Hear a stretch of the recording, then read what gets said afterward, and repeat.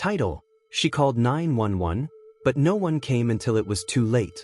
The first call came at 9:14 p.m. 911, what's your emergency? A woman's voice answered, steady, frightened, trying to stay calm. Someone's outside my house. Please, I need help.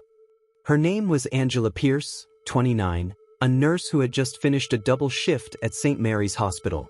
She lived alone in a small one-story home outside Ridge County, Ohio, a quiet stretch of highway dotted with cornfields and half-working porch lights.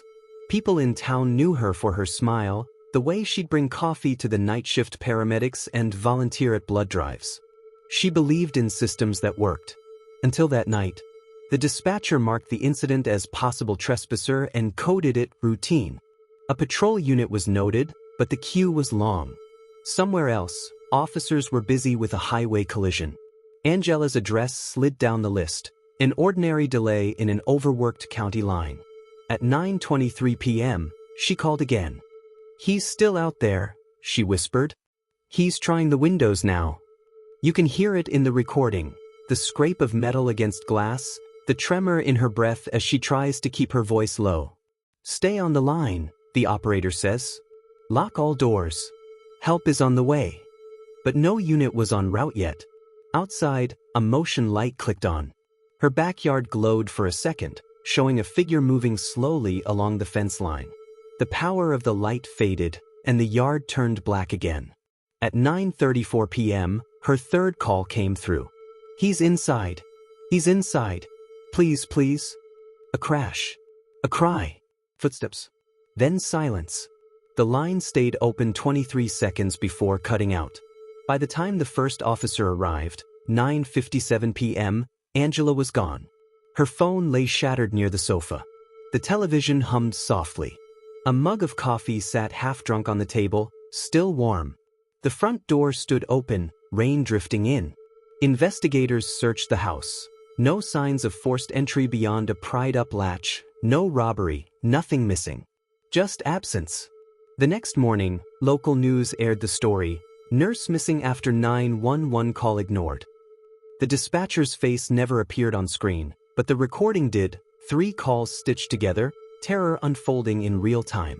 Within hours, the small Ohio town that prided itself on safety realized something irreversible had happened. Volunteers gathered, fanning out through the woods. Helicopters circled. Police dogs traced faint scent trails before losing them by the creek. But on the 4th day, a search team found her body near the old waterline, half covered by leaves, as if the woods themselves were trying to hide what people hadn't protected. The coroner's report later said bluntly, time of death, 10:05 p.m. 30 minutes after her last call. 30 minutes that could have changed everything. Angela's mother, Diane Pierce, stood before reporters outside the courthouse, holding her daughter's photo against her chest. She did everything right, she said. She called. She waited. She trusted. Her voice broke. And nobody came. The 911 audio was replayed in classrooms, training sessions, and news specials for weeks. Every time, the same chill fell over the room when her voice faded into static. For some, it was just another case file. For others, it was the sound of a promise breaking. The internal review began 2 days later. On paper, it looked like bureaucracy, misrouted calls, a lack of available patrols, routine clerical errors. But beneath the paperwork, investigators uncovered something far more human, neglect disguised as normal. Angela had reached out months earlier. She had filed a harassment report after a patient's brother, Daniel Rowe, began following her home. He left flowers on her windshield, then notes, then photographs of her house. She had shown them to a deputy.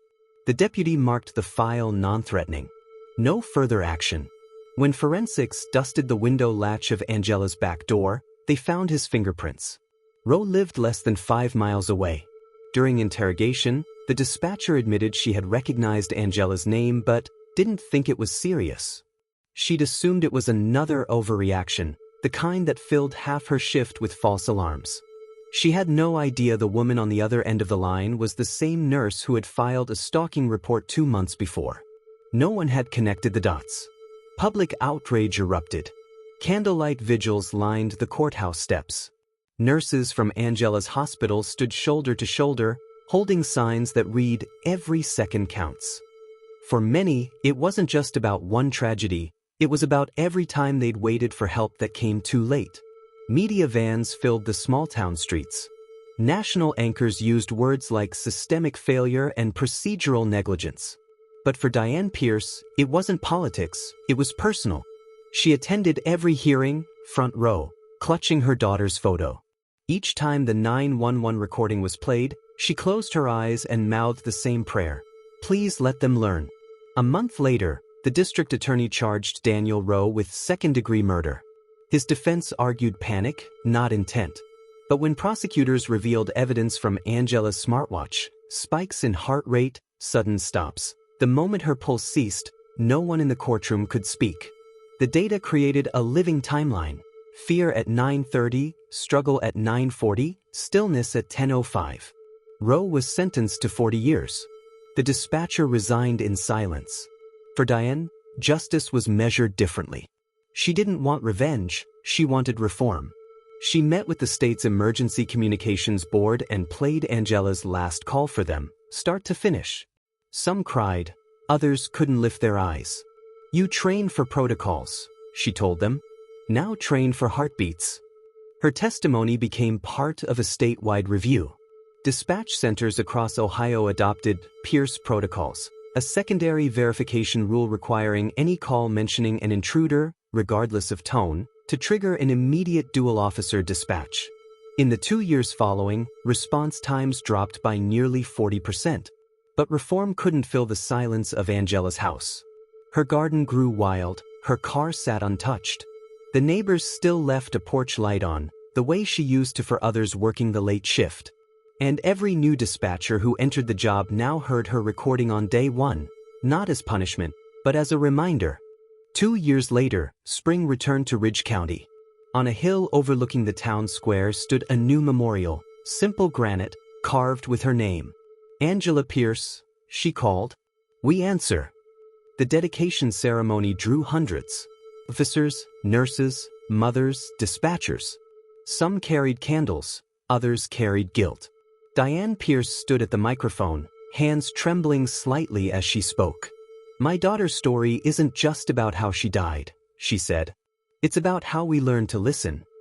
That day marked the launch of the Pierce Initiative, a national nonprofit created in Angela's memory to improve emergency response technology in rural areas.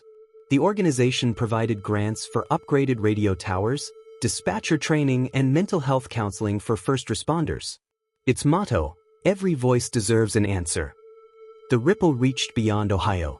Other states adopted similar reforms. A 2025 federal review credited the Pierce Initiative with saving hundreds of lives by reducing response delays. Her story became required training in several police academies. Recruits watched a short film titled, "The 10 Minutes That Changed Everything." Many left the room in tears. Diane still visited her daughter's grave every Sunday. She brought sunflowers and sometimes sat for hours, reading letters from strangers, mothers, dispatchers, survivors, people who said Angela's name had changed the way they worked or the way they cared. One afternoon, a young officer approached the headstone and knelt beside her. "Ma'am," he said quietly, "I heard her call during training. I swore I'd never let another go unanswered." Diane nodded, tears in her eyes. "Then she's still saving people," she whispered. That evening, as rain began to fall, an emergency call came into Ridge County Dispatch. A woman's frightened voice trembled through the speaker, "Someone's outside my door." The operator, new, trained under the Pierce protocol, didn't hesitate. "Stay on the line. Units are already on their way." Within 4 minutes, flashing lights filled the street. The suspect fled. The woman lived. Later, the operator wrote a note and placed it on Angela's memorial. "We came when she called." Angela Pierce's death was no longer only a story of tragedy. It had become a lesson written into the conscience of a system once built on delays.